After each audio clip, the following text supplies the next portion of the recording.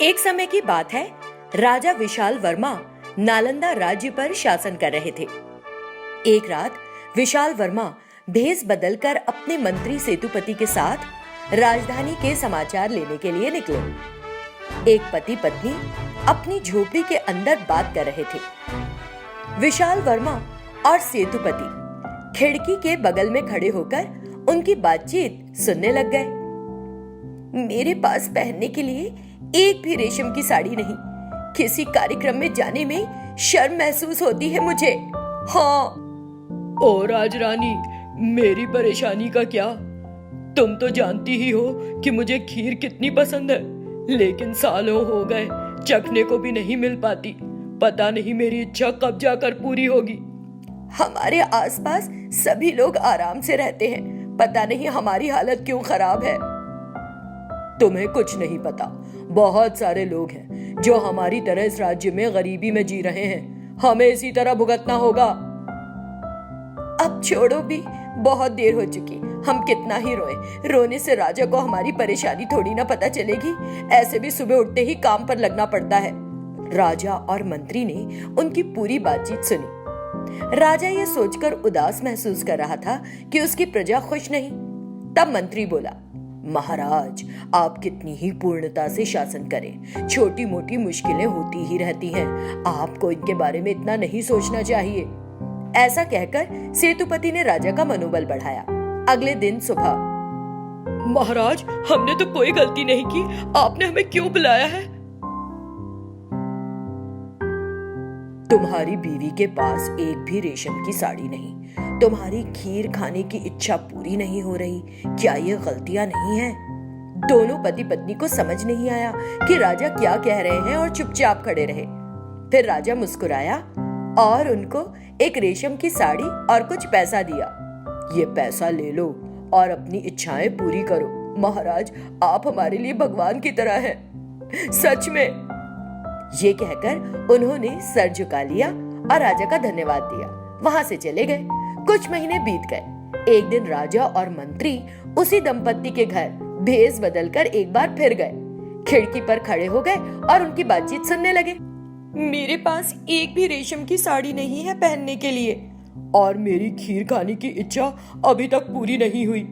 इस तरह का राजा राज्य पर शासन कर रहा हो तो हम जैसे लोगों की इच्छाएं कभी पूरी नहीं हो सकती। राजा क्रोधित हो गया। सेतुपति, ये पति पत्नी तो बड़े अजीब हैं। मुझसे उस दिन रेशम की साड़ी और कुछ पैसा प्राप्त करने के बाद भी मुझ पर इल्जाम लगा रहे हैं। इनको तो कारागार में बंद कर देना चाहिए। महाराज, जल्दी मत कीजिए। आप पर इल्जाम लगाने की वजह क्या है, ये पता करते हैं। फिर मंत्री ने उनके घर का दरवाजा खटखटाया। कौन है आप लोग? इतनी रात को क्यों आए हैं? हम चौकीदार हैं, चोरों को पकड़ने के लिए घूम रहे थे। तुम लोगों की बातचीत सुनी तो रुक गए। कुछ महीने पहले हमने राजा को, तुम्हारी बीवी को एक रेशम की साड़ी और तुमको खीर खाने के लिए पैसा देते हुए देखा था। उस दिन तुमने राजा की तारीफ की थी और कहा था कि वो भगवान रूपी हैं। समझ नहीं आता कि फिर आज तुम राजा को क्यों कोस रहे हो। हम उस दिन दरबार में उपस्थित थे। मालिक, वो साड़ी कब तक बाकी रहती? इसने उसे रोज पहना और वो तो कब की फट गई। मैंने जो खीर खाई वो भी उसी दिन मेरे पेट में हजम हो गई। इसमें राजा की क्या गलती है? क्या तुम्हें साड़ी दिलाना और खीर खिलाने का ही काम है? ऐसा किसने कहा? हम दोनों भी कोई आलसी नहीं। सारे दिन मेहनत करते हैं तब भी ठीक से खाने को नहीं मिलता। अच्छा होगा अगर राजा हमें अपने काम के लिए सही पैसा दिलाए, फिर राजा सभी के लिए भगवान हो जाएगा।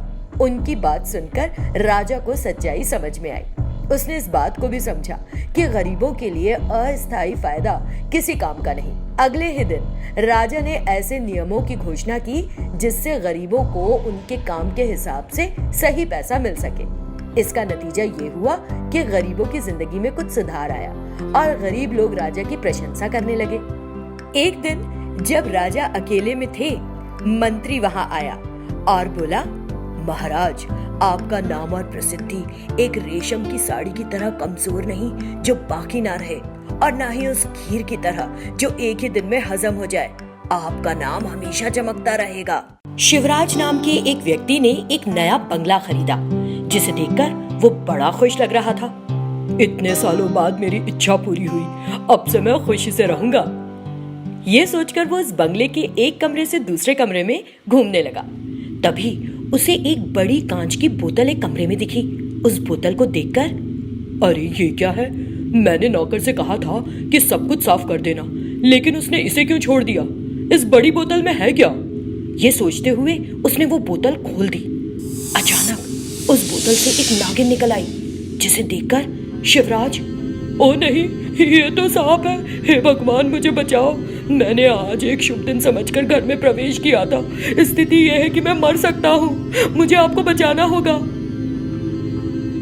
तुम डरो मत, चिंता मत करो, मैं तुम्हें कोई नुकसान नहीं पहुंचाऊंगी। दरअसल तुमने तो मेरी मदद की है, उस व्यक्ति को नुकसान नहीं पहुंचा सकती जिसने मेरी मदद की हो। उसकी बात सुनकर, मैंने कैसे की तुम्हारी मदद? मुझे समझ नहीं आ रहा कि तुम किस बारे में बात कर रही हो। जरा साफ साफ बताओ। ठीक है, मैं तुम्हें बताती हूँ। मुझे इस कांच की बोतल में कई वर्षों तक कैद कर दिया गया था। आज तुमने मुझे राहत दी है, जाने अनजाने में ही सही, लेकिन तुमने मेरी मदद की है। ऐसा क्या? लेकिन तुमको इस बोतल के अंदर किसने कैद किया? मैं एक नागिन हूँ ना। मेरे सिर पर जो मणि है वो बहुत कीमती है। इस रत्न को लूटने के लिए मुझे इसमें कैद किया था। उस दिन तेज बारिश हो रही थी। मुझे जंगल में एक जगह चोट लग गई और मैं किसी सुरक्षित स्थान पर नहीं जा पा रही थी। एक व्यक्ति ने मुझे देखा और नाटक किया कि वो मेरी मदद करेगा। फिर वो मुझे एक जादूगर के पास ले गया। तुमके पास? तुमने तो कहा था कि तुम मेरी मदद करोगे और मुझे यहाँ ले आए। मुझे धोखा देने वाले, मैं तुमको जिंदगी भर के लिए एक सांप में बदल दूंगी। ये मेरा शाप है। मूर्ख नागिनी, मेरी गुफा में तुम्हारे शाप मंत्र और शक्तियां काम नहीं करेंगी। ज्यादा उछलो मत। तुम जो सोच रही हो वो नहीं होगा। देखो, सांप मणि ले लो और उसे तुरंत मार डालो, नहीं तो हम किसी दिन इसकी वजह से मुश्किल में पड़ जाएंगे। अरे मूर्ख, नागिन कभी नहीं मरती। यहाँ तक कि अगर वो चोट खाकर प्राण त्याग भी दे तो भी वो तुरंत फिर से जन्म लेने की शक्ति रखती है। तो अब हम क्या करेंगे? मैं उसके पास से नागमणि लेकर उसे एक बोतल में बंद कर दूंगा। इतना कहते हुए उसने वो नागमणि ले ली और मुझे एक बोतल में कैद कर लिया। बाद में क्या हुआ? तुम इस बंगले में कैसे आई? उस जादूगर और उस व्यक्ति ने उस नागमणि को बेच दिया। बहुत बड़ी धनराशि अर्जित की और आराम की जिंदगी गुजारने लगे। लेकिन जादूगर ने उस व्यक्ति को धोखा देने की सोची। एक दिन जब वो जादूगर अपनी गुफा में था तो वो व्यक्ति वहां आया। जादूगर ने उससे कहा, देखो, अब हम दोनों अमीर हो गए हैं, हम कहीं भी खुश रह सकते हैं। अगर नागिन इस बोतल से बाहर निकल गई तो वो हमें मार डालेगी, इसलिए मैं जैसा कहता हूँ वैसा करो। बाहर आए बिना उसे कैद रखने के लिए आप इस बोतल को अपने बंगले के कमरे के अंदर रखो और उस कमरे पर ताला लगा दो। लेकिन क्यों? हम इसे इस गुफा में रख सकते हैं ना। आप भी कहीं और जाने की सोच रहे हैं ना? जादूगर को गुस्सा आ गया। अरे मूर्ख की तरह व्यवहार मत करो।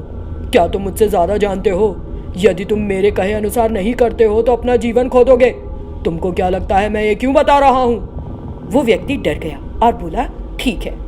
फिर उसने वो बोतल ली और अपने घर के एक कमरे में अंदर बंद कर दी। उस जादूगर ने ऐसा क्यों किया? क्योंकि वो जानता है कि जब तक मैं उस गुफा में रहूंगी मेरी शक्तियां काम नहीं करेंगी। यदि वो व्यक्ति मुझे अपने घर में रखेगा तो मेरे शाप के कारण घर में रहने वाले लोग मर जाएंगे। जादूगर ने सोचा कि यदि वो मर जाता है तो वो सारी संपत्ति का मालिक बन सकता है, लेकिन उस व्यक्ति को इसके बारे में नहीं पता था। उसने मुझे अपने घर में रख लिया। कुछ दिनों के बाद मेरे श्राप के कारण उसकी मृत्यु हो गई। फिर उसके परिवार ने ये मकान एक अन्य व्यक्ति को बेच दिया। क्योंकि मैं इस घर में रह रही थी, मेरे शाप के कारण उसकी भी मृत्यु हो गई। जिस व्यक्ति की मृत्यु हुई है उसके परिवार ने मुझे ये घर बेचा है। मुझे समझ नहीं आया कि वो अचानक क्यों मर गया। तुमने जो कहा उसे सुनने के बाद मैं समझा। तो क्या मैं भी मर जाऊंगा?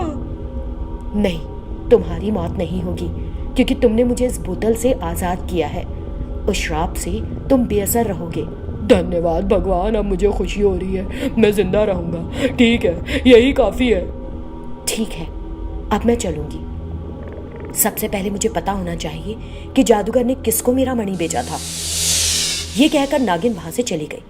उस दिन रात में जब वो जादूगर अपने बंगले में सो रहा था तो नागिन वहां गई और उससे बोली, अरे जागो, नागिन तुम्हारे घर आई है। ये सुनकर जादूगर जाग गया। तुम यहाँ कैसे आई? तुमको उस बोतल से किसने रिहा किया? तुम्हें ये जानने की जरूरत नहीं कि मैं कैसे बाहर आई। मेरा मणि कहाँ है, मुझे बताओ, नहीं तो जान से मार दूंगी। इससे वो डर गया। मैं तुम्हें बता दूंगा। मैंने शिवराज नाम के एक हीरा व्यापारी को बेच दिया था। तुम्हारा मणि उसी के पास है। शिवराज कौन है? जादूगर ने उसके बारे में पूरी जानकारी दी। शिवराज के बारे में जानने के बाद नागिन ने उस जादूगर को निकल लिया। तब नागिन ने सोचा, शिवराज, तुमने मुझे धोखा दिया। मेरे बारे में जानने के बाद भी तुमने मुझे सच नहीं बताया कि मेरा मणि तुम्हारे पास है। अब मैं आ रही हूँ तुम्हारे पास। ये सोचकर नागिन शिवराज के बंगले पर गई, लेकिन शिवराज वहां नहीं था। नागिन के बारे में सच्चाई जानने के बाद वो उस मणि को लेकर दूसरी जगह भाग रहा था, लेकिन नागिन ने उसे अपनी जादुई शक्तियों से ढूंढ लिया और अचानक उसके सामने आ गई। अरे, मेरे बारे में पूरी तरह जानने के बाद भी तुमने सच्चाई को क्यों छिपाया कि मेरा मणि तुम्हारे पास है? मुझे माफ कर दो। मैं घबरा गया था कि अगर मैं तुमको बताऊंगा कि तुम्हारा मणि मेरे पास है तो तुम मुझे मार दोगी, इसीलिए नहीं बताया। उस दिन मैंने उन 2 आदमियों से ये मणि खरीदा। उस मणि की शक्तियों की मदद से मुझे कई लाभ हुए। मैं भी एक अमीर व्यक्ति बन गया। कृपया मुझे माफ कर दो। क्योंकि तुमने मेरी मदद की, मैंने तुमको जीवित छोड़ दिया। लेकिन जब मैंने तुम्हें सारी बात सुनाई थी, तुरंत तुमको मुझे ये बताना चाहिए था कि मेरा मणि तुम्हारे पास है।